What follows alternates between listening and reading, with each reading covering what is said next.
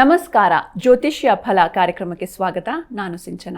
ಇಂದಿನ ಸಂಚಿಕೆಯಲ್ಲಿ ವಾರದ ಭವಿಷ್ಯ ಮತ್ತು ವಾರದ ಪಂಚಾಂಗದ ಬಗ್ಗೆ ತಿಳಿದುಕೊಳ್ಳೋಣ. ಈ ಕುರಿತು ತಿಳಿಸಿಕೊಡಲು ನಮ್ಮ ಜೊತೆ ಇದ್ದಾರೆ ಆಧ್ಯಾತ್ಮಿಕ ಚಿಂತಕರು ಮತ್ತು ಜ್ಯೋತಿಷಿಗಳಾದ ಶ್ರೀ ವಿಶ್ವನಾಥ ಭಾಗವತರು. ಬನ್ನಿ ಅವರನ್ನ ಕಾರ್ಯಕ್ರಮಕ್ಕೆ ಸ್ವಾಗತಿಸೋಣ. ನಮಸ್ಕಾರ ಗುರುಜಿ, ಕಾರ್ಯಕ್ರಮಕ್ಕೆ ಸ್ವಾಗತ. ಶ್ರೀ ಗುರುಭ್ಯೋ ನಮಃ. ಭವಿಷ್ಯ ಮಹಾಗಣಪತಯೇ ನಮಃ. ಎಲ್ಲ ವೀಕ್ಷಕರಿಗೂ ಕೂಡ ಹೃದಯಪೂರ್ವಕವಾಗಿರ್ತಕ್ಕಂತಹ ನಮಸ್ಕಾರಗಳು. ಗುರೂಜಿ, ಮೊದಲಿಗೆ ಈ ವಾರದ ಪಂಚಾಂಗವನ್ನು ತಿಳಿಸಿ. ಶ್ರೀ ವಿಶ್ವಾವಸು ನಾಮ ಸಂವತ್ಸರದ ಉತ್ತರಾಯಣ ವಸಂತ ಋತು ವೈಶಾಖ ಮಾಸ ಕೃಷ್ಣ ಪಕ್ಷ ಭಾನುವಾರ ಷಷ್ಠಿ ಉತ್ತರಾಷಾಢ ನಕ್ಷತ್ರ ಶುಕ್ಲಯೋಗ ಗರಕರಣದಿಂದ ಪ್ರಾರಂಭವಾಗುವಂತಹ ಈ ವಾರ ದಿನಾಂಕ 24 ಶನಿವಾರ ದ್ವಾದಶಿ ರೇವತಿ ನಕ್ಷತ್ರ ಆಯುಷ್ಯ ಯೋಗ ತೈತಲಕರಣದವರೆಗಿರುತ್ತೆ. ಈ ವಾರದ ಪಂಚಾಂಗದಲ್ಲಿ ನಾವು ವಿಶೇಷವಾಗಿ ಗಮನಿಸಬೇಕಾಗಿರ್ತಕ್ಕಂಥದ್ದು, ರಾಹು ಮತ್ತು ಕೇತುಗಳು ತಮ್ಮ ಸ್ಥಾನ ಪಲಟವನ್ನು ಮಾಡ್ತವೆ. 18 ವರ್ಷಗಳ ದಶಾಭುಕ್ತಿಯನ್ನು ಹೊಂದಿರತಕ್ಕಂತಹ 18 ತಿಂಗಳುಗಳ ಕಾಲ ಒಂದು ರಾಶಿಯಲ್ಲಿ ಸಂಚಾರ ಮಾಡತಕ್ಕಂಥ ರಾಹುಕೇತುಗಳು 18 ವರ್ಷದ ನಂತರ ಮತ್ತೆ ಪುನಃ ಒಂದು ವಿಶೇಷವಾದಂತಹ ರಾಶಿಗೆ ಪ್ರವೇಶವನ್ನು ಮಾಡ್ತಾ ಇದ್ದಾರೆ. ಕುಂಭರಾಶಿಗೆ ರಾಹುವಿನ ಪ್ರವೇಶವಾಗುತ್ತೆ, ಸಿಂಹರಾಶಿಗೆ ಕೇತುವಿನ ಪ್ರವೇಶವಾಗುತ್ತೆ. ಹಾಗಾಗಿ ಈ ಪಂಚಾಂಗದಲ್ಲಿ ವಿಶೇಷವಾಗಿ ಉಲ್ಲೇಖ ಮಾಡಿರ್ತಕ್ಕಂಥದ್ದೇ ಈ ವಾರದಲ್ಲಿ ರಾಹುಕೇತುಗಳ ಬದಲಾವಣೆಯಿಂದಾಗಿ ಪ್ರಪಂಚದಲ್ಲಿ ಆಗುವಂತಹ ವ್ಯತಿರಿಕ್ತ ಪರಿಣಾಮಗಳು ಅನ್ನುವಂಥದ್ದಾಗಿ. ರಾಹುಕೇತುಗಳು ಹಲವು ರೀತಿಯಾಗಿರ್ತಕ್ಕಂತಹ ಪಾಪಗ್ರಹಗಳಲ್ಲಿ ಒಂದು ಅನ್ನುವಂಥದ್ದಾಗಿ ವಿಶೇಷವಾಗಿ ಉಲ್ಲೇಖ ಮಾಡಿದ್ದಾರೆ. ಹಾಗಾಗಿ ಅದರ ಬಗ್ಗೆ ವಿಶೇಷವಾಗಿ ಮುಂದಿನ ವಿಷಯಗಳಲ್ಲಿ ನೋಡ್ತಾ ಹೋಗೋಣ. ಬಟ್ ಇದು ಈ ವಾರದ ಪಂಚಾಂಗ ತಾಯಿ. ಓಕೆ ಗುರುಜಿ, ಇನ್ನು ಈ ವಾರದ ವಿಶೇಷತೆಗಳೇನು ಅಂತ ನೋಡೋದಾದರೆ ನೋಡಿ, ಪಂಚಾಂಗದಲ್ಲಿ ಹನುಮತ್ ಜಯಂತಿ ಅನ್ನುವುದಾಗಿ ಕೂಡ ಇದೆ. ಶನೈಶ್ಚರ ಜಯಂತಿ ಆಚರಣೆಯನ್ನು ಕೂಡ ಮಾಡ್ತಾರೆ ಮುಂದಿನ ದಿನಮಾನಗಳಲ್ಲಿ. ಅಂದರೆ ಹನುಮತ್ ಜಯಂತಿಯಲ್ಲಿ 2 ಸಲ ಆಚರಣೆಯನ್ನು ಮಾಡ್ತೇವೆ ನಾವು. ಒಂದು ಹನುಮದ್ ವ್ರತ ಅನ್ನುವುದಾಗಿ, ಒಂದು ಹನುಮತ್ ಜಯಂತಿ ಅನ್ನುವುದಾಗಿ. ಅದೇ ರೀತಿಯಾಗಿ ನೋಡಿ, ಶನಿ ಪ್ರದೋಷ ಅನ್ನುವಂಥದ್ದಾಗಿದೆ. ಈ ಶನಿ ಪ್ರದೋಷ ಅನ್ನುವಂಥದ್ದು ಕೂಡ ವಿಶೇಷವಾಗಿ ಶನಿ ತ್ರಯೋದಶಿ ಅನ್ನುವಂಥದ್ದು, ಶನೈಶ್ಚರನ ಆರಾಧನೆಗೆ ಆಚರಣೆಗೆ ಶನಿವಾರದ ದಿನ ದ್ವಾದಶಿಯ ಮೇಲೆ ಉಪರಿ ತ್ರಯೋದಶಿ ಬಂದಂತಹ ಸಂದರ್ಭದಲ್ಲಿ ಇದನ್ನು ಶನಿ ತ್ರಯೋದಶಿ ಅಂತ ಹೇಳ್ತೇವೆ. ಬಹಳ ವಿಶೇಷವಾಗಿರ್ತಕ್ಕಂತಹ ದಿನ ಅಂತಲೇ ಹೇಳ್ಬೋದು. ಕಲಿಯುಗದಲ್ಲಿ ಯಾವುದಾದ್ರೂ ದೇವತೆಗಳು ಶಕ್ತಿ ದೇವತೆಗಳು ಅಂತ ಅನಿಸಿದರೆ ಅದು ಶನಿ. ಯಾಕೆಂದರೆ ಶಾಸ್ತ್ರವೇ ಹೇಳುವಾಗೆ ದೈವಂ ದೇವಾಯತಾಗ್ರಹ ದೇವತಾ ಗ್ರಹರೂಪೇಣ ದರ್ಶಯಂತಿ ಶುಭಾಶುಭಂ ಅಂತ. ನಾವು ಯಾವ ದೇವರ ಹೆಸರನ್ನು ಹೇಳಿ ಪೂಜೆ ಮಾಡಿದರೂ ಕೂಡ ನವಗ್ರಹಗಳ ಮುಖೇನವಾಗಿಯೇ ನಮಗೆ ವರ ಕೊಡಬೇಕಂತೆ. ಹಾಗಾಗಿ ಕಲಿಯುಗದಲ್ಲಿ ಶಕ್ತಿದೇವರು ಯಾರು ಅಂತ ಕೇಳಿದರೆ ನಾವು ಕಲಿಯುಗದಲ್ಲಿ ಶನಿ ಪರಮಾತ್ಮನ ವಿಶೇಷವಾಗಿ ಆಚರಣೆಯನ್ನು ಮಾಡ್ತಕ್ಕಂಥದ್ದು. ಮಾಡಲೇಬೇಕು, ಮಾಡ್ತೇವೆ. ಕಾರಣ ಏನು ಅಂತಂದರೆ, ಯಾರ ದೃಷ್ಟಿಯಲ್ಲಿ ಶುಭ ದೃಷ್ಟಿಯಲ್ಲೂ ನಮಗೆ ತೊಂದರೆಗಳಾಗದೇ ಇದ್ದರೂ ಕೂಡ ಶನಿಯ ಅಶುಭ ದೃಷ್ಟಿಯಲ್ಲಿ ನಮಗೆ ತೊಂದರೆಗಳಾಗತ್ತೆ ಮತ್ತು ಶನಿಯ ಶುಭ ದೃಷ್ಟಿಯಲ್ಲಿ ನಮಗೆ ಜಯ ಅನ್ನುವಂಥದ್ದು ಸಿಗುತ್ತೆ. ಇದು ಮನುಷ್ಯನ ಅನುಭವಕ್ಕೆ ಬಂದಿರತಕ್ಕಂತಹ ಮಾತುಗಳು. ಹಾಗಾಗಿ ಈ ಶನಿ ಪ್ರದೋಷ ಅನ್ನುವಂಥದ್ದೇನಿದೆ ಇದು ನಮಗೆ, ಅಂದರೆ ಶನಿ ತ್ರಯೋದಶಿ ಅನ್ನುವಂಥದ್ದೇನಿದೆ ಇದು ಬಹಳ ವಿಶೇಷವಾಗಿ ಫಲವನ್ನು ಕೊಡ್ತಕ್ಕಂಥದ್ದು. ಈ ಸಂದರ್ಭದಲ್ಲಿಯೇ ರಾಹುಕೇತುಗಳ ಚಲನೆ ಉಂಟಾಗತ್ತೆ. ಹಾಗಾಗಿ ರಾಹುಕೇತುಗಳು ನೋಡಿ, ರಾಹು ಕುಂಭರಾಶಿಗೆ ಪ್ರವೇಶವನ್ನು ಮಾಡ್ತಾರೆ. ರಾಹು ಒಂದು ಪಾಪಗ್ರಹ. ಸಮುದ್ರ ಮಂಥನದ ಕಥೆ ಸರ್ವೇ ಸಾಮಾನ್ಯ ಎಲ್ರಿಗೂ ತಿಳಿದಿರುತ್ತೆ. ಸಮುದ್ರ ಮಂಥನದ ಸಂದರ್ಭದಲ್ಲಿ ರಾಹುಕೇತುಗಳು ಕೂಡ ಅಮೃತವನ್ನು ಕದ್ದು ಕುಡಿದರು ಅನ್ನುವಂತಹ ಕಾರಣಕ್ಕೆ ಅವರು ಪೂಜೆಗೆ ಅರ್ಹರು ಅನ್ನುವಂಥದ್ದಕ್ಕೆ ಒಂದು ಕಡೆ ಉಲ್ಲೇಖ ಇದ್ದಾವೆ. ಅಂದರೆ ರಾಹುಕೇತುಗಳು ರಾಕ್ಷಸರು, ರಾಕ್ಷಸ ಪ್ರವೃತ್ತಿಯವರು, ಅವರಿಗೆ ಸ್ವಸ್ಥಾನ ಬಲ ಇಲ್ಲ. ನೀವು ಹಾಗಾಗಿ ನೀವು ಈ ನಭೋಮಂಡಲವನ್ನು ಆರ್ಬಿಟನ್ನು ನೋಡಿದ್ರೆ ಅದರಲ್ಲಿ ಉಲ್ಲೇಖ ಇದೆ. ನಿಮಗೆ ಸಣ್ಣ ಮೂನ್, ಮರ್ಕ್ಯೂರಿ, ಮಾರ್ಸ್ ಅನ್ನುವಂಥದ್ದು ಹೀಗಿದೆಯೇ ಹೊರತು ಕೂಡ ಅಲ್ಲೆಲ್ಲೂ ರಾಹುಕೇತುಗಳ ಬಗ್ಗೆ ಇಲ್ಲ. ಇನ್ನು ನೆಪ್ಚೂನ್, ಯುರೇನಸ್, ಪ್ಲೂಟೋ ಅನ್ನೋದಾಗೆಲ್ಲ ಇದೆ. ಆದರೆ ಈ ರಾಹುಕೇತುಗಳು ವೇದದಲ್ಲಿ ಯಾಕೆ ಉಲ್ಲೇಖವಾದರು ಅಂತ ಕೇಳುವುದಕ್ಕೆ, ಎಲ್ಲೇ ದೈವಶಕ್ತಿ ಇದ್ದರೂ ಕೂಡ ಅಲ್ಲೊಂದು ದುಷ್ಟಶಕ್ತಿ ಅನ್ನುವಂಥದ್ದು ಇದ್ದೇ ಇರುತ್ತೆ. ಈಗ ನಮ್ಮ ಮನಸ್ಸಿನಲ್ಲಿ ಕೂಡ ಒಂದು ಸಾತ್ವಿಕವಾದಂತಹ ಶಕ್ತಿ, ಸಾತ್ವಿಕವಾದಂತಹ ನಂಬಿಕೆ. ಎಂಥದ್ದೇ ವ್ಯಕ್ತಿ ನಾನು ಯಾರನ್ನು ಎಷ್ಟು ದೇವರನ್ನು ನಂಬೋದಿಲ್ಲ ಅಂತ ಹೇಳಿದರೂ ಕೂಡ ಕೊನೆಯಲ್ಲಿ ಅವನಿಗೊಂದು ಕಾಲ ಅಂತ ಬರ್ತದೆ, ದೇವರನ್ನು ನಂಬುವಂತಹ ಕಾಲ ಬರುತ್ತೆ. ಅದಕ್ಕೆ ಕಾರಣ ರಾಹುಕೇತುಗಳು. ಅಂದರೆ ಮನುಷ್ಯನಿಗೆ ಕಷ್ಟವನ್ನು ಕೊಡೋದಕ್ಕೋಸ್ಕರವಾಗಿ ರಾಹು ಕುಂಭರಾಶಿಯನ್ನು ಪ್ರವೇಶ ಮಾಡಿರ್ತಕ್ಕಂಥದ್ದು ಮನುಷ್ಯನಲ್ಲಿ ಏನೇನು ಬದಲಾವಣೆಗಳಾಗ್ತಾ ಹೋಗುತ್ತೆ ಅನ್ನುವಂಥದ್ದನ್ನು ಯೋಚನೆ ಮಾಡ್ತಾ ಹೋದರೆ ನೋಡಿ, ಅದು ಕುಂಭರಾಶಿ ಅನ್ನುವಂಥದ್ದು ಶನಿಗೆ ಮೂಲ ತ್ರಿಕೋಣ, ಅವನದೇ ಆಗಿರ್ತಕ್ಕಂತಹ ರಾಶಿ, ಅವನ ಓನ್ ಹೌಸ್ ಅದು. ಅಲ್ಲಿ ರಾಹು ಬರ್ತಾನೆ. ರಾಹುಗೆ ಓನ್ ಪೋರ್ಟ್ಫೋಲಿಯೋ ಇಲ್ಲ, ಅವನಿಗೆ ಸ್ವಸ್ಥಾನ ಬಲ ಅನ್ನುವಂಥದ್ದಿಲ್ಲ. ಅವನು ಯಾವ ಗ್ರಹದ ಜೊತೆಗಿದ್ದಾನೋ ಆ ಫಲವನ್ನು ಕೊಡ್ತಾ ಹೋಗ್ತಾನೆ. ಹಾಗಾಗಿ ಈ ಶನಿ ತ್ರಯೋದಶಿ ಅನ್ನುವಂಥದ್ದು ಬಹಳ ವಿಶೇಷ ಅನ್ನುವಂಥದ್ದಾಗಿ. ಯಾಕೆ ಅಂತಂದರೆ ರಾಹು ಅವರಿಗೆ ಹೊಂದಿಕೊಳ್ತಾನೆ, ಯಾರ ಜೊತೆಗಿದ್ದಾನೋ ಅವ್ರಿಗೆ ಹೊಂದಿಕೊಳ್ತಾನೆ. ಯಾಕೆ ಹಾಗೆ, ಇದು ಯಾಕೆ ವಿಶೇಷ ಪಡೆದುಕೊಳ್ತು, ಏನು ಎಲ್ಲ ಗ್ರಹಗಳ ಜೊತೆಗೆ ಹೊಂದ್ಕೊಳ್ಬೋದಲ್ಲ ಅಂತ ಹೀಗೆ ನಾವು ತಾರ್ಕಿಕವಾದ ವಿಚಾರವನ್ನು ಮಾತಾಡ್ತಾ ಹೋದರೆ ಕೇತು ಸಿಂಹ ರಾಶಿಯನ್ನು ಪ್ರವೇಶ ಮಾಡ್ತಾನೆ. ಸಿಂಹ ರಾಶಿ ಅಧಿಪತಿ ಯಾರು? ಸೂರ್ಯ. ಸೂರ್ಯ ಮತ್ತು ಶನಿ ನೋಡಿ, ರಾಹು ಕೇತುಗಳು ಅವರು ಒಂದು ಪರಸ್ಪರವಾಗಿರ್ತಕ್ಕಂಥ ಒಂದೇ ಶಕ್ತಿಯ ರೂಪ ಅವರು. ಅವರಲ್ಲಿ ಬದಲಾವಣೆ ಇಲ್ಲ. ರಾಹು ಏನು ಫಲವನ್ನು ಕೊಡ್ತಾನೋ ಅದೇ ಫಲವನ್ನು ಕೇತು ಕೊಡ್ತಾನೆ. ರಾಹು ಯಾವಾಗ ತೊಂದರೆ ಮಾಡ್ತಾನೋ ಅಟ್ ಎ ಟೈಮ್ ಕೇತು ತೊಂದರೆಯನ್ನು ಮಾಡ್ತಾನೆ. ಕಾರಣ ಇನ್ನೊಂದು ಶಾಸ್ತ್ರದಲ್ಲಿ ಹೇಳುವಾಗೆ ಎರಡೂ ಗ್ರಹಗಳಿಗೂ ಕೂಡ ಅಪ್ರದಕ್ಷಿಣೆ ಕುರ್ವಾಣಂ ಗ್ರಹಮಂಡಲೇ ಪ್ರವಿಷ್ಟಂ ಸಾಂಘಂ ಸಾಯುಧಂ ಸವಾಹನಂ ಸರಾಷ್ಟ್ರಂ ಈ ರೀತಿಯಾಗಿ ಬರ್ತಾ ಹೋಗುತ್ತೆ. ಅಂದರೆ ನಾವು ಭೂಮಿಯವರೆಲ್ಲ ನಾವು ಒಂದು ಕಡೆ ಸುತ್ತಿದ್ರೆ ನಮ್ಮ ಕಲ್ಪನೆ ಏನು, ಗಡಿಯಾರ ಸರಿಯಾಗಿ ಸುತ್ತಿದ್ರೆ ಕ್ಲಾಕ್ ವೈಸ್ ಸುತ್ತಿದ್ರೆ ಅದು ಟೈಮ್ ಮುಂದೆ ಹೋಗ್ತಾ ಇದೆ ಅಂತ. ಗಡಿಯಾರ ಆ್ಯಂಟಿ ಕ್ಲಾಕ್ ವೈಸ್ ಸುತ್ತಿದ್ರೆ ಟೆಕ್ನಿಕಲ್ ಡಿಫೆಕ್ಟ್ಸಿಂದಾಗಿ ನಮ್ಮ ಜೀವನ ಹಿಂದೆ ಹೋಗೋದಿಲ್ಲ. ಆದರೆ ರಾಹುಕೇತುಗಳು ಹಾಗಲ್ಲ. ಇದು ಕೇಳಲಿಕ್ಕೆ ಸುಲಭ ಅಂತ ಅನಿಸ್ಬೋದು. ರಾಹುಕೇತುಗಳು ಇಡೀ ಪ್ರಪಂಚಕ್ಕೆ ವಿರುದ್ಧವಾಗಿ ಸುತ್ತುತ್ತಾ ಇದ್ದಾರೆ. ಆರ್ಬಿಟಲ್ಲಿ ರಾಹುಕೇತುಗಳು ಅಪ್ರದಕ್ಷಿಣವಾಗಿ ಸುತ್ತುತ್ತಾ ಇದ್ದಾರೆ. ಕೇತು ಬರ್ತಕ್ಕಂಥದ್ದು ಸೂರ್ಯನ ಮನೆಗೆ, ರಾಹು ಬರ್ತಕ್ಕಂಥದ್ದು ಶನಿಯ ಮನೆಗೆ. ಒಂದೇ ತತ್ವದಲ್ಲಿರ್ತಕ್ಕಂಥವ್ರು. ಸೂರ್ಯ ಶನಿಗೆ ಏನು ಮಿತ್ರತ್ವ ಅಂತ ಕೇಳಿದ್ರೆ ಖಂಡಿತವಾಗ್ಲೂ ವೈರತ್ವ. ತಂದೆ ಮಗನೇ ಆಗಿದ್ದರೂ ಕೂಡ ಅವರ ಮಧ್ಯೆ ಒಂದು ವೈರತ್ವ ಅನ್ನುವಂಥದ್ದಿದೆ. ಹಾಗಾಗಿ ಇದು ಪ್ರಪಂಚದಲ್ಲಿ ವಿಶೇಷವಾದಂತಹ ವ್ಯತಿರಿಕ್ತವಾದಂತಹ ಪರಿಣಾಮವನ್ನು ಬೀರುತ್ತೆ. ಇನ್ನು ಬುಧನ ಪ್ರವೇಶವೂ ಕೂಡ ಈ ವಾರದಲ್ಲೇ ಆಗುತ್ತೆ. ವೃಷಭ ರಾಶಿಗೆ ಬುಧನ ಪ್ರವೇಶವಾಗುತ್ತೆ. ಬುಧಸ್ಯ ಬುದ್ಧಿರ್ಬಲಂ ಯಶೋಧೈರ್ಯಂ ನಿರ್ಭಯತ್ವಂ ಅರೋಗತಾ. ಈ ಎಲ್ಲವೂ ಕೂಡ ಈ ಪ್ರತಿಯೊಂದು ಪ್ರತ್ಯೇಕವಾದಂತಹ ಶಬ್ದಗಳು ಕೂಡ ಮನುಷ್ಯನಿಗೆ ಬೇಕಾಗುವಂತಹ ಜ್ಞಾನವನ್ನು ಕೊಡ್ತಕ್ಕಂಥದ್ದು. ಬುಧ ಬುದ್ಧಿಯನ್ನು ಕೊಡ್ತಕ್ಕಂಥದ್ದು. ಮನುಷ್ಯನಿಗೆ ಈ ಸದಾ ಕಾಲದಲ್ಲಿ ಬೇಕಾಗಿರ್ತಕ್ಕಂಥದ್ದು ವಿದ್ಯೆ ಇದೆಯೋ ಬಿಟ್ಟಿದೆಯೋ ಬುದ್ಧಿ ಬೇಕಾಗತ್ತೆ. ಪ್ರತಿನಿತ್ಯದ ಜೀವನದಲ್ಲಿ ಮನುಷ್ಯ ಗೆಲ್ತಾ ಹೋಗಬೇಕಾಗತ್ತೆ. ಆಡುವಂತಹ ಮಾತುಗಳಲ್ಲಿ, ತೆಗೆದುಕೊಳ್ತಕ್ಕಂತಹ ತೀರ್ಮಾನಗಳಲ್ಲಿ, ನಡವಳಿಕೆಯಲ್ಲಿ ಪ್ರತಿಯೊಂದರಲ್ಲೂ ಕೂಡ ಮನುಷ್ಯನಿಗೆ ಬುದ್ಧಿ ಅನ್ನುವಂಥದ್ದು ಬೇಕು. ಬುಧ ಸ್ಥಾನ ತನ್ನ ಬದಲಾವಣೆಯನ್ನು ಮಾಡ್ತಾನೆ. ಮತ್ತು ವಿಶೇಷವಾಗಿ ಅಲ್ಲಿ ನೋಡಿ ಶುಕ್ರನ ಮನೆಗೆ ಬರ್ತಾನೆ, ಶನಿಯ ಮಿತ್ರನ ಮನೆಗೆ ಬರ್ತಾನೆ. ಅಂದರೆ ಅವನ ರಾಶಿಯಿಂದ ಅಥವಾ ಅವನ ಸ್ವಸ್ಥಾನದಿಂದ ಯೋಚನೆಯನ್ನು ಮಾಡಿದಂತಹ ಸಂದರ್ಭದಲ್ಲಿ ನಿಮಗೆ ಒಂದು ವ್ಯಯಸ್ಥಾನದಲ್ಲಿ ಬರ್ತಾನೆ ಮತ್ತು ಅದೇ ರೀತಿಯಾಗಿ ಭಾಗ್ಯಸ್ಥಾನದಲ್ಲಿ ಬರ್ತಾನೆ. ಸೊ ಆ ಭಾಗ್ಯಸ್ಥಾನ ಅನ್ನುವಂಥದ್ದು ಶುಭ ಫಲವನ್ನು ಕೊಟ್ಟರೆ ಅದರ ಅರ್ಥ ಜ್ಯೋತಿಷಾತ್ಮಕವಾಗಿ ಹೇಳೋದಾದರೆ ನಿಮಗೆ ಒಂದು ಕ್ಷಣ ಇದ್ದಂತಹ ಬುದ್ಧಿ ಇನ್ನೊಂದು ಸಲ ಇರೋದಿಲ್ಲ.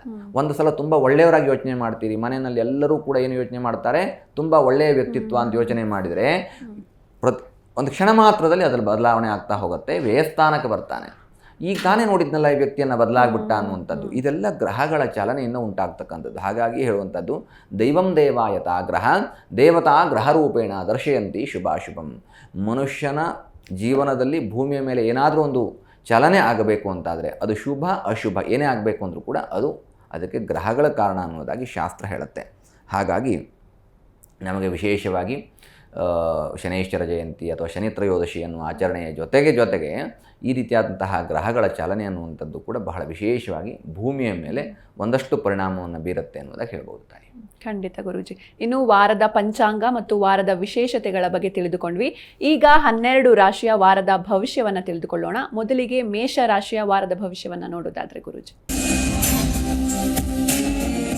ಅಶ್ವಿನಿ ಭರಣಿ ಕೃತ್ತಿಕಾ ನಕ್ಷತ್ರಕ್ಕೆ ಮೇಷರಾಶಿ. ಮೇಷರಾಶಿ ಅಧಿಪತಿಯಾಗಿರ್ತಕ್ಕಂಥವನು ಕುಜ. ಮೇಷರಾಶಿಗೆ ದ್ವಿತೀಯದಲ್ಲಿ ಧನಸ್ಥಾನದಲ್ಲಿ ರವಿ ಚಂದ್ರ ಬುಧ ಈ ಮೂರೂ ಗ್ರಹಗಳ ಯುತಿ ಇರುವಂತಹ ಒಂದು ಕಾಲ.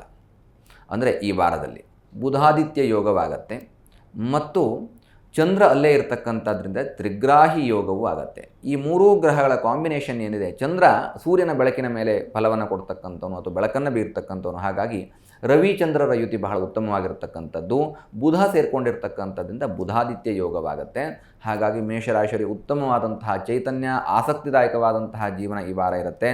ನಿಮ್ಮ ಎಲ್ಲ ಕಷ್ಟಗಳು ದೂರವಾಗುವಂತಹ ಕಾಲ ಅಂತ ನಿಮಗೆ ಅನಿಸುತ್ತೆ. ಯಾಕೆಂತಂದರೆ 7.5 ಪ್ರಾರಂಭವಾಗಿದೆ. ಎಲ್ಲೋ ನಾನು ಸೋತ್ಬಿಡ್ತೇನೆ, ಕಷ್ಟದಲ್ಲಿದ್ದೇನೆ ಅನ್ನುವಂಥ ಯೋಚನೆ ಮಾಡುವಂತಹ ಮೇಷರಾಶಿಯವರಿಗೂ ಕೂಡ ಈ ವಾರ ಅತ್ಯಂತ ಹೆಚ್ಚು ಶುಭವಾಗುತ್ತೆ. ಬುಧಾದಿತ್ಯ ಯೋಗದಿಂದ ಉದ್ಯೋಗ ಕ್ಷೇತ್ರದಲ್ಲಿ, ವ್ಯವಹಾರ ಕ್ಷೇತ್ರದಲ್ಲಿ, ಆರ್ಥಿಕವಾದಂತಹ ವಿಷಯದಲ್ಲಿ ಅಭಿವೃದ್ಧಿಯನ್ನು ಕಾಣುವಂತಹ ಕಾಲ ಮೇಷರಾಶಿಯವರಿಗೆ. ವೃಷಭ ರಾಶಿಯ ವಾರದ ಭವಿಷ್ಯವನ್ನು ನೋಡೋದಾದರೆ ಕೃತ್ತಿಕಾ ರೋಹಿಣಿ ಮೃಗಶಿರಾ ನಕ್ಷತ್ರಕ್ಕೆ ವೃಷಭ ರಾಶಿ ಬರುತ್ತೆ. ವೃಷಭ ರಾಶಿಗೆ ಧನಸ್ಥಾನದಲ್ಲಿ ಗುರು, ಅದೇ ರೀತಿಯಾಗಿ ಸುಖಸ್ಥಾನದಲ್ಲಿ ಕೇತು. ನೋಡಿ, ಇದು ಎರಡೂ ಕೂಡ ಬಹಳ ವಿಶೇಷವಾದಂಥದ್ದು. ಕೇತುಂ ಕುಲಸ್ಯ ಉನ್ನತಿಂ, ಮನೆಯ ಅಭಿವೃದ್ಧಿಯನ್ನು ಮಾಡ್ತಕ್ಕಂತಹ ಕೇತು ಸುಖಸ್ಥಾನದಲ್ಲಿ ಕೂತಿದ್ದಾನೆ. ಕೇತು ಸ್ಥಾನಪಲ್ಲಟವನ್ನೂ ಮಾಡ್ತಾನೆ. ಹಾಗಾಗಿ ನಿಮ್ಮ ಸುಖಸ್ಥಾನಕ್ಕೆ ಬರ್ತಾನೆ, ಪಂಚಮಾರಿಷ್ಟದಿಂದ ಸುಖಸ್ಥಾನಕ್ಕೆ ಬರ್ತಾನೆ. ಹಾಗಾಗಿ ನಿಮ್ಮ ಮನೆಯ ಅಭಿವೃದ್ಧಿ ಆಗುತ್ತೆ. ಮತ್ತು ಧನಸ್ಥಾನದಲ್ಲಿ ಗುರು ಇದ್ದಾನೆ. ಅಂದರೆ ವೃಷಭ ರಾಶಿಯವರಿಗೆ ಹೂಡಿಕೆ, ಯಾವುದೇ ಕ್ಷೇತ್ರದಲ್ಲಿ ಹೂಡಿಕೆ ಮಾಡೋದಾದರೂ ಕೂಡ ಭಾಳ ವಿಶೇಷವಾದಂತಹ ಗುರುಬಲ ಇದ್ದರೆ ಸಕ್ಸಸ್ಸು ಮನುಷ್ಯನಿಗೆ. ಆ ಗುರುಬಲ ಹೆಸರೇ ಹಾಗೆ, ಸಕ್ಸಸ್ಸನ್ನು ಕೊಡ್ತಕ್ಕಂಥವನು. ಹಾಗಾಗಿ ಧನಸ್ಥಾನಕ್ಕೆ ಬರ್ತಾನೆ ಗುರು. ಮತ್ತು ಗುರುವಿಗೆ 2ನೇ ಮನೆ ಅನ್ನುವಂಥದ್ದು ಗೋಚಾರದಲ್ಲಿ ಶುಭ. 2, 5, 7, 9, 11 ಇವೆಲ್ಲವೂ ಗೋಚಾರದಲ್ಲಿ ಶುಭ. ಹಾಗಾಗಿ ಧನಸ್ಥಾನದಲ್ಲಿರ್ತಕ್ಕಂತಹ ಗುರು ವೃಷಭ ರಾಶಿಯವರಿಗೆ ಹೂಡಿಕೆ, ಇನ್ವೆಸ್ಟ್ಮೆಂಟು, ಶೇರ್ ಮಾರ್ಕೆಟು ಅಥವಾ ಮಾಡುವಂತಹ ಉದ್ಯೋಗದಲ್ಲಿ ಪ್ರಮೋಷನು, ಅದು ಸ್ಪೆಷಲಿ ಇನ್ಕ್ರಿಮೆಂಟನ್ನು ಜಾಸ್ತಿ ಮಾಡ್ತಕ್ಕಂತಹ ಕಾಲ ಈ ವಾರ ವೃಷಭ ರಾಶಿಯವರಿಗಿದೆ. ಮಿಥುನ ರಾಶಿಯ ವಾರದ ಭವಿಷ್ಯವನ್ನು ತಿಳಿಸಿ ಗುರೂಜಿ. ಮೃಗಶಿರ, ಪುನರಸು, ಆರಿದ್ರ ನಕ್ಷತ್ರಕ್ಕೆ ಮಿಥುನ ರಾಶಿ. ನಿಮ್ಮ ರಾಶಿಯಲ್ಲಿಯೇ ಗುರು ಇದ್ದಾನೆ ಮತ್ತು ಧನಸ್ಥಾನದಲ್ಲಿ ಕುಜ ಇದ್ದಾನೆ. ಸೊ ಹಾಗಾಗಿ ಮಿಥುನ ರಾಶಿಯವರಿಗೆ ಭೂಮಿ ಯೋಗ ಅನ್ನುವಂಥದ್ದು ಅಥವಾ ಭೂಮಿಯಿಂದ ಉತ್ತಮವಾದಂತಹ ಬೆಳೆ, ಫಸಲು, ಅದಕ್ಕೆ ಸೂಕ್ತವಾದಂತಹ ಬೆಲೆ ಇವೆಲ್ಲವೂ ಪ್ರಾಪ್ತವಾಗುತ್ತೆ. ಇರುವಂತಹ ಒಂದು ಭೂಮಿಯಲ್ಲಿ ಏನೋ ಒಂದು ಅಭಿವೃದ್ಧಿಯನ್ನು ಮಾಡಬೇಕು ಅಥವಾ ಕೃಷಿ ಕ್ಷೇತ್ರದಲ್ಲಿ ಅದನ್ನು ಭೂಮಿಯನ್ನು ತೊಡಗಿಸಿಕೊಳ್ಳಬೇಕು, ಮನೆ ಕಟ್ಟಬೇಕು, ಈ ರೀತಿಯಾದಂತಹ ಹಲವು ಕಾರ್ಯಗಳಿಗೆ ಚಾಲನೆ ಸಿಗುತ್ತೆ. ಅಥವಾ ಮಿಥುನ ರಾಶಿಯವರು ಭೂಮಿಯನ್ನು ಮಾರಬೇಕು ಅಂತ ಅಂದ್ಕೊಂಡಿದ್ರು ಕೂಡ ಉತ್ತಮವಾದಂತಹ ಬೆಲೆ ನಿಮಗೆ ಸಿಗುತ್ತೆ. ಒಟ್ಟಾರೆಯಾಗಿ ಭೂಮಿಯಿಂದ ಧನಲಾಭ ಅನ್ನುವಂಥದ್ದು ಮಿಥುನ ರಾಶಿಯವರಿಗೆ ಈ ವಾರದಲ್ಲಿ ಉಲ್ಲೇಖವಾಗಿದ್ದಾವೆ. ಕಟಕ ರಾಶಿಯ ವಾರದ ಭವಿಷ್ಯವನ್ನು ತಿಳಿಸಿ ಗುರೂಜಿ. ಪುನರಸು, ಪುಷ್ಯಮಿ, ಆಶ್ಲೇಷ ನಕ್ಷತ್ರಕ್ಕೆ ಕರ್ಕಾಟಕ ರಾಶಿ ಬರುತ್ತೆ.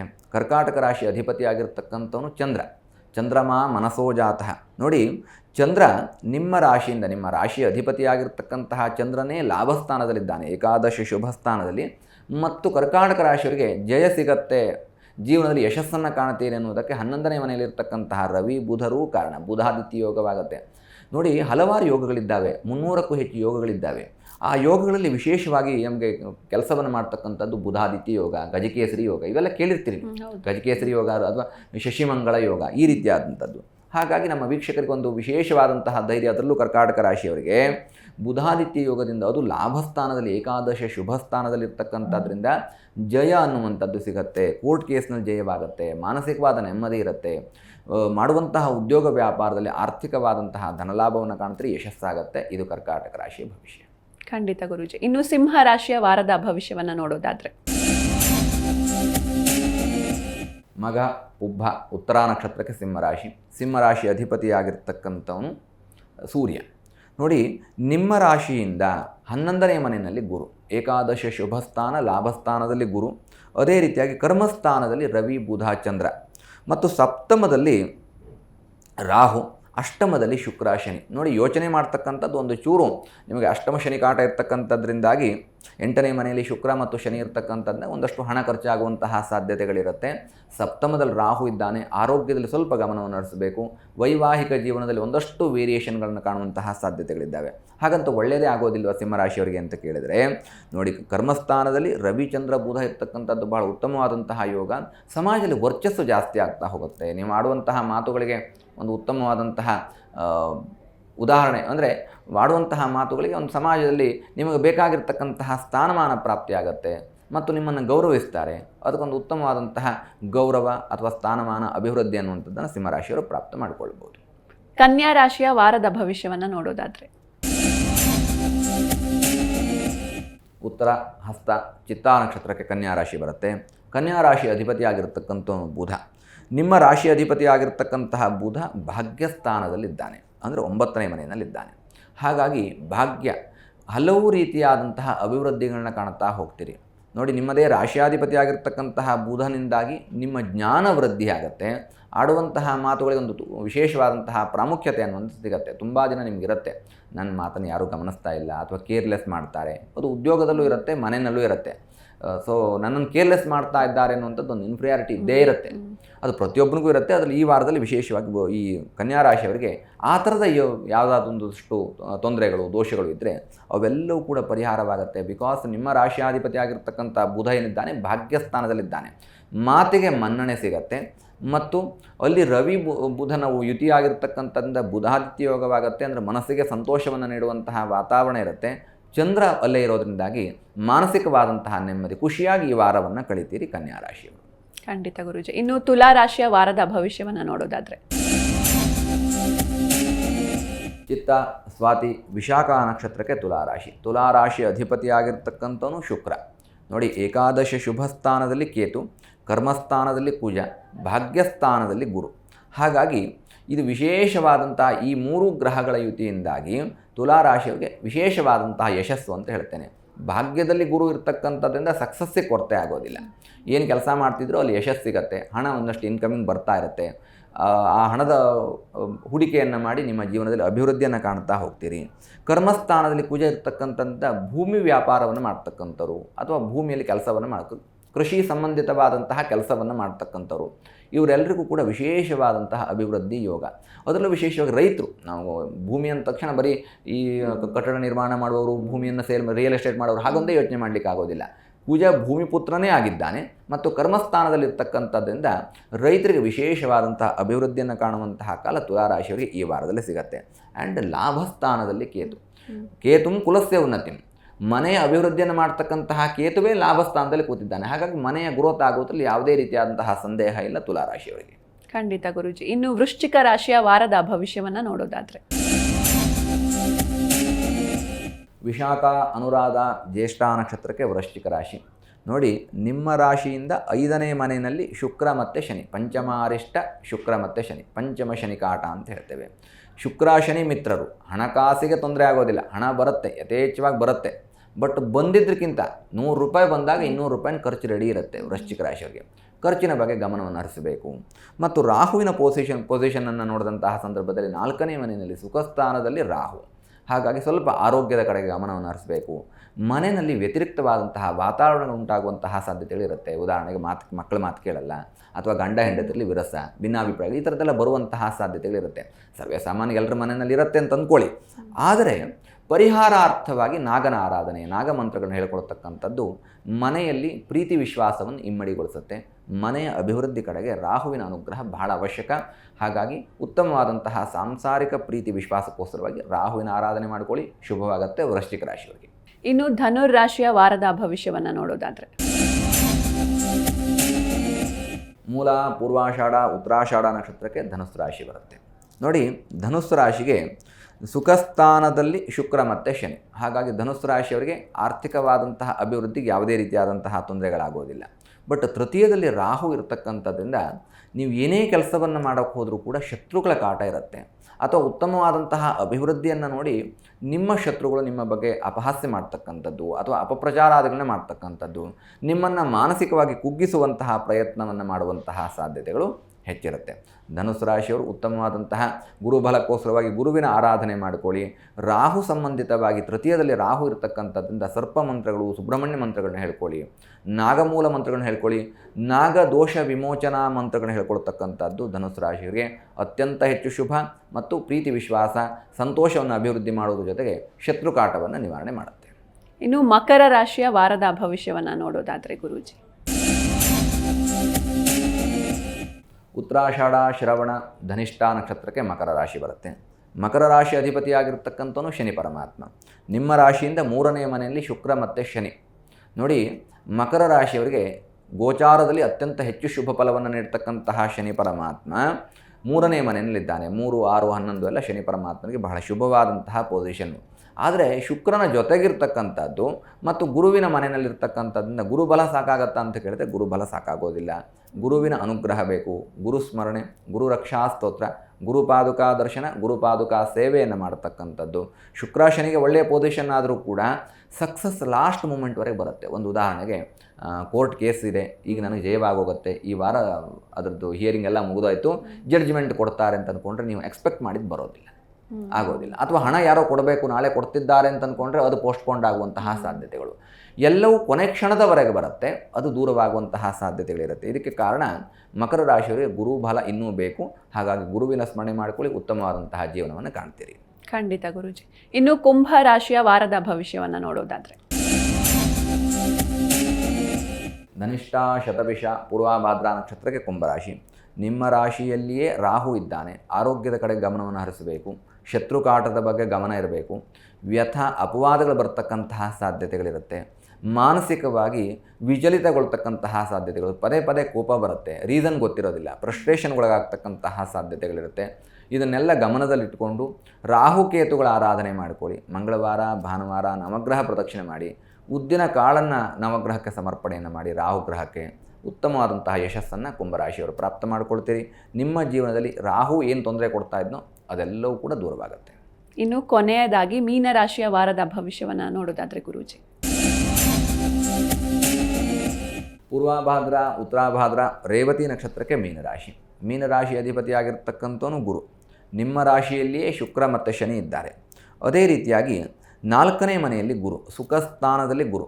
ಗುರುವಿನ ಬಲ ತುಂಬ ಚೆನ್ನಾಗಿರುತ್ತೆ, ನಮಗೇನು ತೊಂದರೆ ಆಗೋದಿಲ್ಲ. 2, 5, 7 ಆದರೂ ಕೂಡ ಸುಖ ಸ್ಥಾನದಲ್ಲಿ ಗುರು ಇರೋದರಿಂದಾಗಿ ನಿಮಗೆ ಯಾವುದೇ ರೀತಿಯಾದಂತಹ ತೊಂದರೆಗಳಾಗೋದಿಲ್ಲ.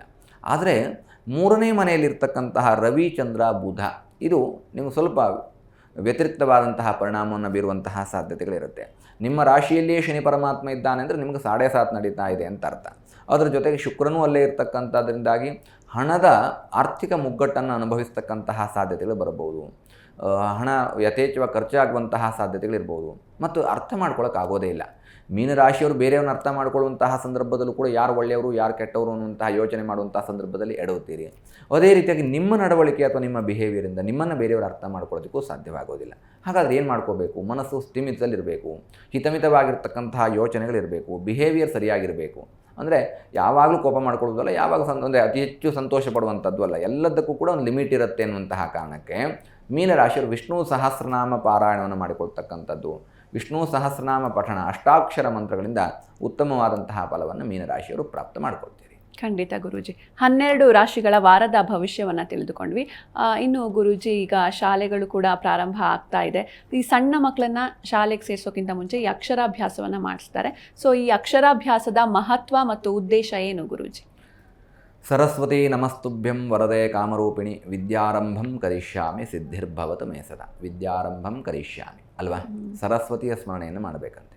ಯಾವುದೇ ಕೆಲಸವನ್ನು ಮಾಡುವ ಮೊದಲು ಕೂಡ ನಮ್ಮ ಜೀವನದಲ್ಲಿ ಒಂದು ಶುಭದ ಸಂಕೇತ. ನಾವು ಸನಾತನ ಧರ್ಮವನ್ನು ಪಾಲನೆ ಮಾಡ್ತಕ್ಕಂಥವ್ರು. ಅಲ್ಟಿಮೇಟಾಗಿ ಒಂದು ಶಕ್ತಿ ಇದೆ ಅಂತ ಹೇಳಿದರೆ ನಾವು ನಂಬುವಂಥವ್ರು ನಂಬಲೇಬೇಕು. ಬಿಕಾಸ್ ನಾವು ಕ್ಷಣಿಕ, ಭೂಮಿಯ ಮೇಲೆ ನಾವೇ ನಶ್ವರ.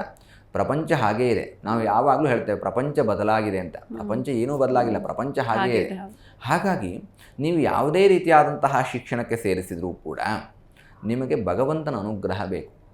ಪ್ರಾರಂಭದಲ್ಲಿ ಮಾಡುವಂತಹ ಕೆಲಸದ ಒಂದು ವಿಧಿ ವಿಧಾನಗಳೇನಿದ್ದಾವೆ ಅದು ನಿಮಗೆ ಜೀವನ ಪರ್ಯಂತ ಯಶಸ್ಸನ್ನು ಕೊಡುತ್ತೆ. ಉದಾಹರಣೆಗೆ ಈ ಬೇಸ್ಮೆಂಟ್ ಚೆನ್ನಾಗಿದ್ದರೆ ಬಿಲ್ಡಿಂಗ್ ಚೆನ್ನಾಗಿ ನಿಂತ್ಕೊಳ್ಳುತ್ತೆ. ಆ ಬೇಸ್ಮೆಂಟೇ ಸರಿ ಇಲ್ಲ ಅಂತಂದರೆ ಬಿಲ್ಡಿಂಗ್ ನಿಂತ್ಕೊಳ್ಳೋದಿಲ್ಲ.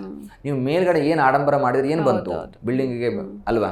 ಬೇಸ್ಮೆಂಟ್ ಚೆನ್ನಾಗಿರಬೇಕು. ಹಾಗೆಯೇ ಮಗುವಿನ ಜೀವನದಲ್ಲಿ ಭಗವಂತನ ಅನುಗ್ರಹ ಸಿಕ್ಕು ಆ ಮಗು ವಿದ್ಯೆಯನ್ನು ಪ್ರಾರಂಭ ಮಾಡಬೇಕು, ಕಲೀಲಿಕ್ಕೆ ಪ್ರಾರಂಭ ಮಾಡಬೇಕು. ಅಕ್ಷರಾಭ್ಯಾಸ ಅನ್ನುವಂಥದ್ದು, ಅಲ್ಲಿ ಸರಸ್ವತಿಯ ಆರಾಧನೆ, ದಕ್ಷಿಣಾಮೂರ್ತಿಯ ಸ್ಮರಣೆ, ಗುರುಗಳ ಸ್ಮರಣೆ ಇವೆಲ್ಲವೂ ಇರುತ್ತೆ. ಯಾಕೆ ಅಂತಂದರೆ ನೋಡಿ, ಜಾತಕದಲ್ಲಿ ಕೂಡ ವಿದ್ಯೆಗೆ ಅದರದೇ ಆದಂತಹ ಒಂದು ಸ್ಥಾನ ಅಂತ ಉಲ್ಲೇಖ ಮಾಡಿರ್ತಾರೆ. ಆ ಸ್ಥಾನಗಳ ಆಧಾರದ ಮೇಲೆ ಅಕ್ಷರಾಭ್ಯಾಸ ಮಾಡಬೇಕು. ಅದೇನಾದ್ರು ನೀಚದಲ್ಲಿದ್ದರೆ ಅಥವಾ ಕ್ರೂರ ದೃಷ್ಟಿಗಳಲ್ಲಿದ್ದರೆ ಮಾತ್ರ ಅಕ್ಷರಾಭ್ಯಾಸ ಮಾಡಬೇಕಾ ಕೇಳಿದ್ರಿಲ್ಲ. ಉಚ್ಚ ದೃಷ್ಟಿಯಲ್ಲಿದ್ದರೂ ಕೂಡ ಉತ್ತಮವಾದಂತಹ ಫಲ ಸಿಗಲಿ, ನೀಚ ದೃಷ್ಟಿಯಲ್ಲಿದ್ದರೂ ಕೂಡ ಉತ್ತಮವಾದಂತಹ ಫಲವೇ ಸಿಗಲಿ ಅನ್ನುವಂತಹ ಕಾರಣಕ್ಕೆ ಅಕ್ಷರಾಭ್ಯಾಸವನ್ನು ಮಾಡ್ತಕ್ಕಂಥದ್ದು ಮಗು ಚೆನ್ನಾಗಿ ಓದಿ ಬೆಳೀಲಿ ಅಂತ. ಪ್ರಾರಂಭದ ನಿಮ್ಮ ಏನು ಮುಹೂರ್ತ ಇದ್ದಾವೆ ಅದು ನಿಮ್ಮ ಜೀವನ ಪರ್ಯಂತ ಯಶಸ್ಸನ್ನು ಕೊಡುತ್ತೆ. ಒಂದು ಉದಾಹರಣೆಗೆ ಆಡೋ ಭಾಷೆಯಲ್ಲಿ ಗಂಡ ಹೆಂಡತಿ ಮದುವೆ ಆದಮೇಲೆ ಜಗಳ ಮಾಡಿಕೊಂಡ್ರೆ ಮದುವೆ ಮಾಡಿದ ಮುಹೂರ್ತ ಸರಿ ಇಲ್ಲ ಅಂತ ಹೇಳ್ತಾರೆ ಅಲ್ವಾ? ಅದು ಕಾರಣ ಅಲ್ಲ. ಆಯ್ತು. ಆದರೆ ಇಲ್ಲಿ ಮಕ್ಕಳಿಗೂ ಹಾಗೇನೆ, ನಾಳೆ ಮಗು ಓದಲಿಲ್ಲ ಅನ್ನುವಂತಹ ಕಾರಣಕ್ಕೆ ಅಕ್ಷರಾಭ್ಯಾಸ ಮಾಡಿಸಲಿಲ್ಲ ಅನ್ನುವಂಥದ್ದು ಬರಬಾರ್ದು. ಅಕ್ಷರಾಭ್ಯಾಸವನ್ನು ಮೊದಲು ವಿಶೇಷವಾಗಿ ಶೃಂಗೇರಿಯಂತಹ ಪುಣ್ಯಕ್ಷೇತ್ರಗಳಲ್ಲಿ ಹೋಗಿ ಅಲ್ಲಿ ಆ ಶಾರದೆಯ ಅನುಗ್ರಹವನ್ನು ಪಡೆದು ಅಲ್ಲಿ ಅಕ್ಕಿ ತಟ್ಟೆಯಲ್ಲಿ ಆಯ್ತು ಅಲ್ಲಿ ಅಕ್ಷರಗಳನ್ನು ಬರೀತಕ್ಕಂಥದ್ದು. ಮೊದಲಿಗೆ ಕುಲದೇವರ ಅಕ್ಷರ ಅಥವಾ ಕುಲದೇವರ ನಾಮ ಮತ್ತು ಇಷ್ಟದೇವರ ನಾಮ, ಓಂಕಾರ, ಶ್ರೀಕಾರಾದಿಗಳಿಂದ ಸ್ವಸ್ತಿಕದಿಂದ ಪ್ರಾರಂಭವಾಗಿರ್ತಕ್ಕಂಥದ್ದು. ಆ ನಂತರದಲ್ಲಿ ಅಕ್ಷರಾಭ್ಯಾಸ ನೋಡಿ. ಆ ಮಂತ್ರವೇ ಹೇಳುವಾಗ ಸರಸ್ವತಿ ನಮಸ್ತುಭ್ಯಂ ವರದೇ ಕಾಮರೂಪಿಣಿ ವಿದ್ಯಾರಂಭಂ ಕರಿಷ್ಯಾಮಿ. ವಿದ್ಯೆಗೆ ನಾನು ಪ್ರಾರಂಭವನ್ನು ಮಾಡ್ತಾ ಇದ್ದೇನೆ. ಹಾಗಾಗಿ ಈ ಮಗುವಿನ ಜೀವನದಲ್ಲಿ ವಿದ್ಯೆ ಅನ್ನುವಂಥದ್ದು ಉತ್ತಮವಾದಂತಹ ಫಲವನ್ನು ನೀಡಬೇಕು. ಮಗು ಉತ್ತಮವಾಗಿ ಓದಬೇಕು ಅಲ್ವಾ? ಆ ಮಗುವಿನ ಭವಿಷ್ಯ ನಿಶ್ಚಯವಾಗುವಂಥದ್ದೇ ವಿದ್ಯೆಯ ಮೇಲೆ. ಹಾಗಾಗಿ ಉತ್ತಮವಾದಂತಹ ವಿದ್ಯೆ ಬೇಕು ಅನ್ನುವಂತಹ ಕಾರಣಕ್ಕೆ ಅಕ್ಷರಾಭ್ಯಾಸವನ್ನು ಮಾಡಿಸ್ತಕ್ಕಂಥದ್ದು.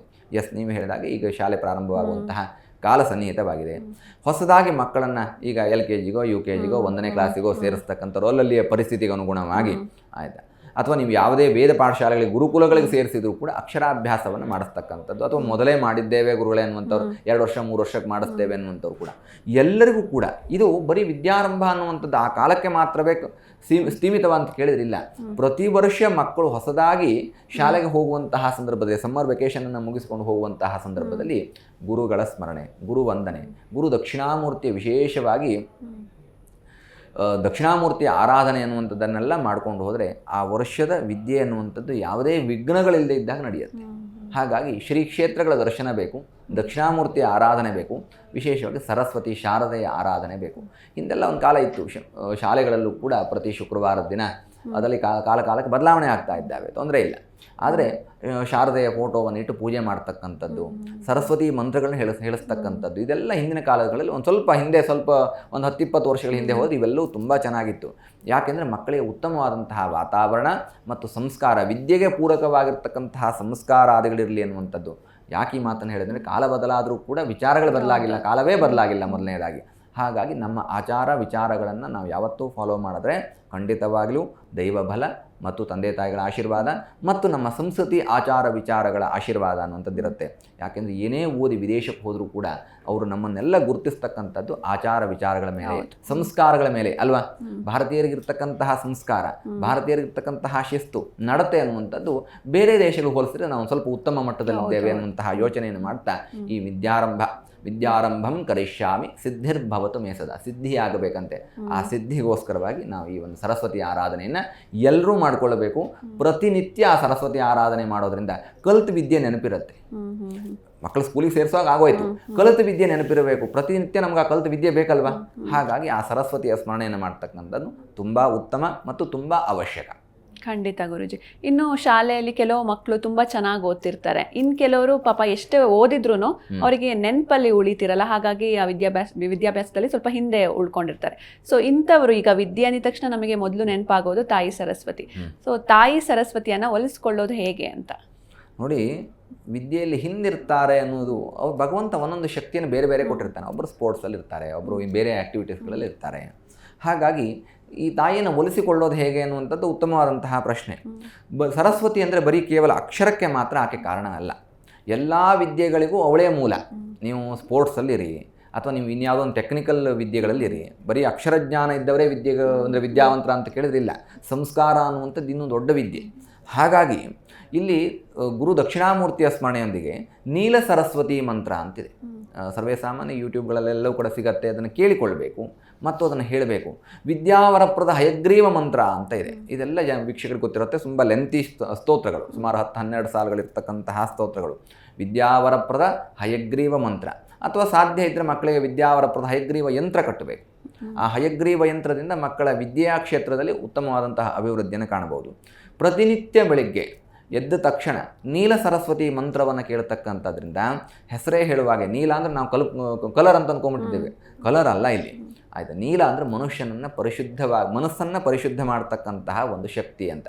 ನೀಲ ಸರಸ್ವತಿ, ಪ್ಯೂರ್ ಸರಸ್ವತಿ ಅಂತ. ಹಾಗಾಗಿ ಆ ನಿತ್ಯ ಮನೆಯಲ್ಲಿ ವಾತಾವರಣ ಶುದ್ಧವಾಗಿರಬೇಕು ಅನ್ನುವಂತಹ ಕಾರಣಕ್ಕೆ ನೀಲ ಸರಸ್ವತಿ ಆರಾಧನೆ ಮಾಡ್ತಕ್ಕಂಥದ್ದು, ಆ ಮಂತ್ರಗಳನ್ನು ಹೇಳ್ಕೊಳ್ತಕ್ಕಂಥದ್ದು. ಸರಸ್ವತಿಗೆ ಪ್ರೀತ್ಯರ್ಥವಾದಂತಹ ಶ್ಲೋಕಗಳು, ಯಾಕೊಂದೆ ಎಂದು ತುಷಾರಹಾರದವಳು ಎಲ್ರಿಗೂ ಬರುತ್ತೆ ಸರ್ವೇಸಾಮಾನ್ಯವಾಗಿ. ಈ ಥರದ ಶ್ಲೋಕಗಳನ್ನು ಹೇಳ್ಕೊಳ್ತಕ್ಕಂಥದ್ದು, ಅಥವಾ ವೇದ ಮಂತ್ರಗಳನ್ನು ಕೇಳಿಸಿಕೊಳ್ತಕ್ಕಂಥದ್ದು. ಯಾವ್ಯಾವ ವೇದ ಮಂತ್ರ ಕೇಳಿಸ್ಕೊಳ್ಬೇಕು? ಮೇಧಾದೇವಿ ಜುಷಮಾಣಾನ ಆಗ ಆದ್ವಿಶ್ವಾಜಿ ಭದ್ರಾ ಸುಮನಸ್ಯಮಾನ ಅನ್ನುವಂಥದ್ದು ಮೇಧಾ ಸೂಕ್ತ. ಮೇಧ ಅಂದರೆ ಏನು? ಮೇಧಸ್ಸು ಅಂತಂದರೆ ಬುದ್ಧಿ, ಜ್ಞಾನ ವೃದ್ಧಿ ಆಗಬೇಕು. ಯಾವಾಗ ವೃದ್ಧಿ ಆಗತ್ತೆ ಅಂತ ಕೇಳಿದರೆ ಮಂತ್ರದಿಂದ ಮಾತ್ರವೇ ಸಾಧ್ಯವ ಅಂತ ಕೇಳಿದ್ರೆ ಅಲ್ಲ. ಆ ಮೆದುಳಿಗೆ ಪೂರಕವಾದಂತಹ ವಾತಾವರಣ ಬೇಕು.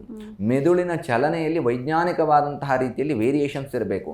ಅದು ಸಿಗೋದು ಯಾವ ಮಂತ್ರಗಳಿಂದ ಅಂತಂದರೆ ಈ ಮಂತ್ರಗಳನ್ನು ಹೇಳ್ಕೊಂಡಾಗ ನೀಲ ಸರಸ್ವತಿ ಮಂತ್ರ ಕೇಳುವಂಥದ್ದು, ವಿದ್ಯಾವರಪ್ರದ ಹಯಗ್ರೀವ ಮಂತ್ರಗಳನ್ನ ಕೇಳ್ತಕ್ಕಂಥದ್ದು, ಅಥವಾ ಮೇಧಾ ಸೂಕ್ತಗಳನ್ನ ಕೇಳ್ತಕ್ಕಂಥದ್ದಿಂದಾಗಿ ಅಥವಾ ಹೇಳ್ತಕ್ಕಂಥದ್ದಿಂದಾಗಿ ದೇಹದಲ್ಲಿ ಉಂಟಾಗ್ತಕ್ಕಂತಹ ಕಂಪನ ಏನಿದೆಯಲ್ಲ, ಅದು ಮನುಷ್ಯನ ಮನಸ್ಸನ್ನು ಪರಿಶುದ್ಧ ಮಾಡುತ್ತೆ. ಆವಾಗ ಮನೆಯಲ್ಲಿ ಉತ್ತಮವಾದಂತಹ ವಾತಾವರಣ ಅಭಿವೃದ್ಧಿ ಅನ್ನುವಂಥದ್ದು ವಿದ್ಯಾಕ್ಷೇತ್ರದಲ್ಲಿ ಸಿಗುತ್ತೆ. ವಿದ್ಯೆ ಅಭಿವೃದ್ಧಿ ಆಗಬೇಕು ಅಂದರೆ ಇದೆಲ್ಲ ಬೇಕು. ಇದನ್ನು ಮಾಡಿದ್ರೆ ಸರಸ್ವತಿಯ ಒಲಿಸ್ಕೊಂಡ ಹಾಗೇನೆ, ಅಂದರೆ ವಿದ್ಯೆಯನ್ನು ಒಲಿಸಿಕೊಂಡ ಹಾಗೆ. ಸರಸ್ವತಿ ಎನ್ನುವಂತಹ ದೇವಿಯ ರೂಪವನ್ನು ಒಲಿಸಿಕೊಳ್ಳೋದಕ್ಕಿಂತ ನಾವು ಏನನ್ನು ಕಲಿತಾ ಇದ್ದೇವೋ ಆ ವಿದ್ಯೆಯಲ್ಲಿ ನಾವು ಸಂಪೂರ್ಣ ಪಾರಂಗತರಾಗಬೇಕು. ಅದನ್ನು ಒಲಿಸ್ಕೋಬೇಕು ಅಂದರೆ ಈ ರೀತಿಯಾದಂತಹ ಜೀವನ ಶೈಲಿ ನಮ್ಮಲ್ಲಿರಬೇಕು. ಮೇಧಾ ಸೂಕ್ತ, ಸರಸ್ವತಿ ಸೂಕ್ತ ಅಥವಾ ಸರಸ್ವತಿ ಮಂತ್ರಗಳು, ಅದೇ ರೀತಿಯಾಗಿ ಗುರು ದಕ್ಷಿಣಾಮೂರ್ತಿಯ ಶ್ಲೋಕಗಳು, ಸ್ತೋತ್ರಾದಿಗಳು. ಇನ್ನು ಪೂಜೆ ಮಾಡೋದಿದೆ ಇದ್ದೇ ಇದೆ. ಪ್ರತಿ ಗುರುವಾರ ಹೋದರೆ ದಕ್ಷಿಣಾಮೂರ್ತಿಯ ಕಡಲೆಕಾಳು ಹಾರವನ್ನು ಸಮರ್ಪಣೆ ಮಾಡ್ತಕ್ಕಂಥದ್ದು, ಅಥವಾ ಶುಕ್ರವಾರ ಮಂಗಳವಾರ ಸರಸ್ವತಿ ದೇವಿಗೆ ಶಾರದೆಗೆ ಅರ್ಚನೆ ಮಾಡಿಸ್ತಕ್ಕಂಥದ್ದು, ಮಕ್ಕಳು ಒಳ್ಳೆಯ ರೀತಿಯಲ್ಲಿ ಓದಲಿ ಅನ್ನುವಂಥದ್ದಾಗಿ. ಇದೆಲ್ಲವೂ ಕೂಡ ಪೂಜಾ ವಿಧಿ ವಿಧಾನದ ಶಾಸ್ತ್ರಗಳು. ಇದನ್ನು ಮಾಡಿಕೊಳ್ತಕ್ಕಂಥದ್ದು. ವರ್ಷದಲ್ಲಿ ಒಂದು ಸಲ ಆದರೂ ಶೃಂಗೇರಿಯಂತಹ ಕ್ಷೇತ್ರಗಳಿಗೆ ಭೇಟಿಯನ್ನು ಕೊಡ್ತಕ್ಕಂಥದ್ದು, ಅಲ್ಲಿ ತಾಯಿ ಕುಂಕುಮಾರ್ಚನೆ ಮಾಡಿಸ್ತಕ್ಕಂಥದ್ದು, ಇದೆಲ್ಲವೂ ಕೂಡ ವಿಶೇಷತೆ. ಖಂಡಿತ ಗುರುಜಿ. ಇನ್ನು ಕೊನೆಯದಾಗಿ ನಮ್ಮ ವೀಕ್ಷಕರಿಗೆ ಇವತ್ತಿನ ಸಂಚಿಕೆಯಲ್ಲಿ ಯಾವ ಮಂತ್ರವನ್ನು ತಿಳಿಸ್ತಿದ್ದೀರಾ ಗುರುಜಿ?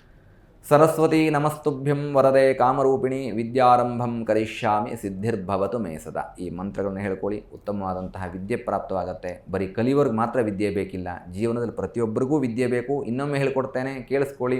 ಸರಸ್ವತಿ ನಮಸ್ತುಭ್ಯಂ ವರದೆ ಕಾಮರೂಪಿಣಿ ವಿದ್ಯಾರಂಭಂ ಕರಿಷ್ಯಾಮಿ ಸಿದ್ಧಿರ್ಭವತು ಮೇ ಸದಾ. ಪ್ರತಿನಿತ್ಯದ ಜೀವನದಲ್ಲಿ ನಮಗೆ ಒಂದು ಉತ್ತಮವಾದಂತಹ ವಿದ್ಯೆ ಬೇಕು. ಅದು ಯಾವ ವಿದ್ಯೆ? ಜೀವನವನ್ನು ಹೇಗೆ ನಡೆಸಬೇಕು ಅನ್ನುವಂತಹ ವಿದ್ಯೆ ಬೇಕು. ಆ ವಿದ್ಯೆಯಿಂದ ನಮ್ಮ ಜೀವನ ಯಶಸ್ಸಾಗತ್ತೆ. ಈ ಮಂತ್ರವನ್ನು ಹೇಳ್ಕೊಳ್ಳಿ. ಎಲ್ಲ ವೀಕ್ಷಕರಿಗೂ ಕೂಡ ಶುಭವಾಗಲಿ. ಖಂಡಿತ ಗುರುಜಿ. ಇನ್ನು ಇಷ್ಟು ಹೊತ್ತು ನಮ್ಮ ಜೊತೆ ಇದ್ದು ಬಹಳಷ್ಟು ಅರ್ಥಪೂರ್ಣವಾದ ಮಾಹಿತಿಯನ್ನು ತಿಳಿಸಿಕೊಟ್ರಿ. ನಮ್ಮ ಕಾರ್ಯಕ್ರಮಕ್ಕೆ ಬಂದಿದ್ದಕ್ಕಾಗಿ ಧನ್ಯವಾದ ಗುರುಜಿ. ಧನ್ಯೋಸ್ಮಿ. ಲೋಕಾಹ ಸಮಸ್ತ ಸುಖಿನೋ ಭವಂತು, ಸಮಸ್ತ ಸನ್ಮಂಗಲಾನಿ ಭವಂತು. ನೋಡಿದ್ರಲ್ವಾ ವೀಕ್ಷಕರೇ, ಇವತ್ತಿನ ಸಂಚಿಕೆಯಲ್ಲಿ ವಾರದ ಭವಿಷ್ಯ, ವಾರದ ಪಂಚಾಂಗ, ವಾರದ ವಿಶೇಷತೆಗಳ ಜೊತೆಗೆ ಅಕ್ಷರಾಭ್ಯಾಸದ ಮಹತ್ವದ ಬಗ್ಗೆ ತಿಳಿದುಕೊಂಡ್ವಿ. ಮತ್ತೆ ಮುಂದಿನ ಸಂಚಿಕೆಯಲ್ಲಿ ಭೇಟಿಯಾಗೋಣ. ನೋಡ್ತಾ ಇರಿ ಜಿ ಕನ್ನಡ ನ್ಯೂಸ್. ಸತ್ಯವೇ ಸುದ್ದಿಯ ಜೀವಾಳ.